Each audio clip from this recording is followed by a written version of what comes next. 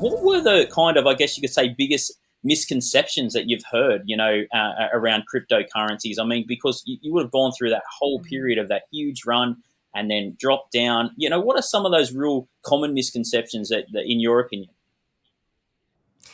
Well, what's really interesting is I think that people, when they see there's a lot of hype, they want to jump in without fully understanding what's going on, and I think that that is can be so dangerous. And I really learned my lesson, I would say, that way in 2017 because I was just so excited about it. I was just telling all my friends, I'm like, here's what I'm buying, here's what I'm doing. Here, I've got this random, bag of this, which by the way, most of them are still dead. Like it didn't end well.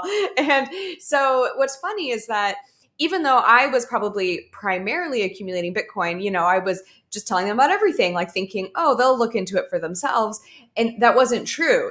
Some of them, they kind of like, oh, well, Leah bought this, so I'll buy this too. And then it didn't end well for them. And that obviously, and that I kind of learned my lesson in that way, that like people are going to ask you, oh, what should I get?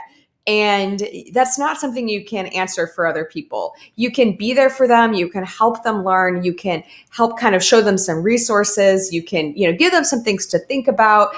But in terms of like actually just being like, oh, here's this random thing I bought, like that's just a terrible idea if you want to keep your friendships, is a thing that I learned. I think we've all been there. I think we've all been there. You're trying to do the right thing.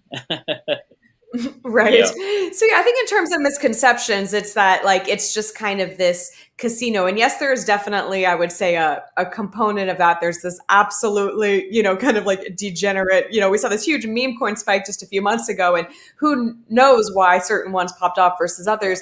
And so, but I think that people have to realize this is really like small segment of the crypto Mm. industry where there is so much else that is being built, behind the scenes. There's so much development on, not just Bitcoin, but like especially Ethereum, right? In the world of DeFi. And like we're building real world tools that can actually, really help advance, I think, our financial systems and our monetary systems and options for people. And, especially we saw this last year, the collapse of all these centralized exchanges. We're seeing, some bank failures starting to pop up again. Yep. We're seeing all these things. And so building out these decentralized financial tools for people is absolutely so important. And so I think that people get distracted by the, number go up, coin go up, is this random kind of, component, but that's really just a small sliver of what's actually happening in the industry.